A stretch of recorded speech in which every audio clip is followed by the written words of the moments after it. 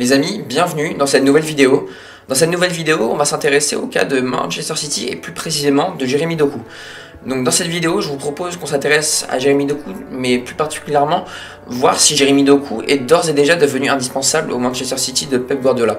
On sait notamment qu'il est en concurrence avec Phil Foden, Bernardo Silva ou encore Jack Grealish pour le poste d'ailier gauche ou d'ailier droit vu qu'il peut jouer aux deux postes.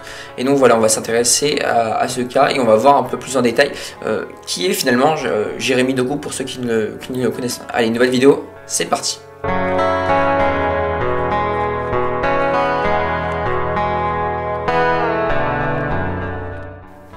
Donc premièrement, Jeremy Doku, il arrive à Manchester City en provenance du Stade Rennais pour un montant de 60 millions d'euros à l'été 2023, donc le 24 août pour être un peu plus précis. Il arrive donc du coup pour un montant de 60 millions d'euros pour un contrat de 5 ans, ce qui est assez commun en première ligue. Et donc il va être amené à jouer sur l'aile gauche ou sur l'aile droite. Là on va le voir plutôt sur l'aile gauche, notamment parce que sur l'aile droite il y a tout simplement Bernardo Silva ou Phil Foden, qui sont quand même difficiles à déloger. Je dis pas que Jack Grealish est difficile à déloger, mais pour moi c'est un peu plus facile en tout cas de le déloger. Jeremy Doku en a plus les capacités selon moi.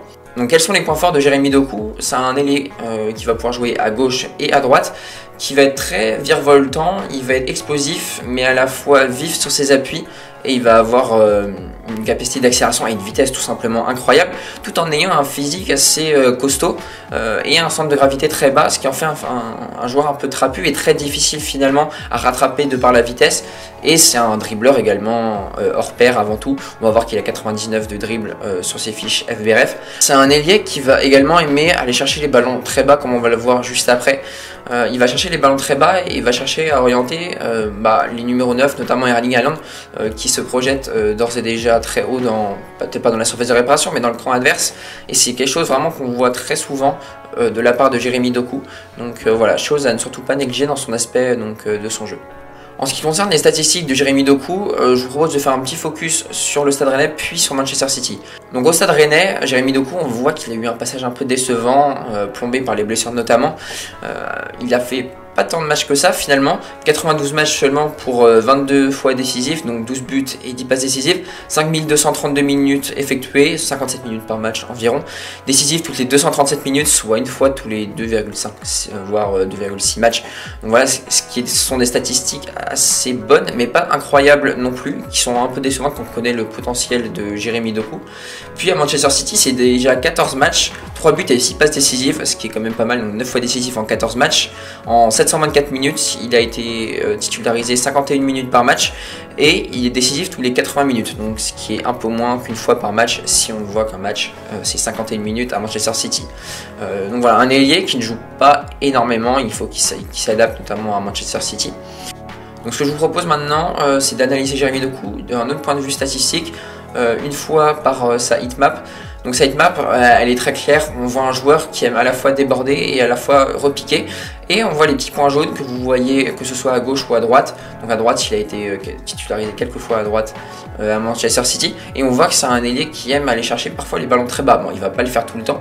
Il va aimer également recevoir des transversales, des numéros 6 ou des défenseurs centraux donc de Manchester City. Ce qui va lui permettre donc de soit prendre la profondeur avec un 8 qui le lance en profondeur, soit de fixer son adversaire et de le déborder donc de par sa vitesse et de par son accélération. Maintenant, son analyse par FBRF, on voit tout simplement qu'offensivement c'est un attaquant hors pair, donc que ce soit pour les buts, les passes décisives également attendues ou les buts attendus, donc expected goals, mais également par les dribbles et tout ce qui est passes progressives reçues, passes progressives émises finalement, les passes tentées, il est vraiment dans le vert. Et on voit que défensivement, par rapport aux ailiers de sa catégorie, je pense notamment à des Bukayo Saka notamment, ou Mohamed Salah, on voit que c'est un ailier qui aime beaucoup défendre en taclant. Pour moi ça m'a pas frappé forcément, mais à en croire FBRF, on voit que c'est un ailier qui aime beaucoup défendre en taclant. Petite analyse tactique maintenant. Donc là sur la première diapositive que je vous mets, on voit un Jeremy Doku qui déborde Trent Alexander-Arnold du match de ce week-end face à Liverpool. Et donc il a débordé par un coup de rein, ce que j'appelle moi, qui s'est arrêté. Il a tout de suite mis les gaz entre guillemets pour déborder Trent Alexander-Arnold. Et puis il va centrer pour Erling Haaland tout simplement pour qu'il puisse du coup conclure d'une fort belle manière. mais on va voir que c'est un ailier qui aime également repiquer dans l'axe, donc en tout cas là côté gauche, parce que je prends quand même les images les plus actuelles, celles de Manchester City. On voit un ailier sur cette diapositive qui aime beaucoup repiquer et qui repique. Donc du coup entre Trent Alexander-Arnold et peut-être McAllister. Bon, j'arrive pas très bien à identifier qui c'est, mais voilà, en tout cas il repique dans l'axe. Et ça c'est quelque chose qu'il fait très bien avec des doubles contacts qu'il réalise à la perfection.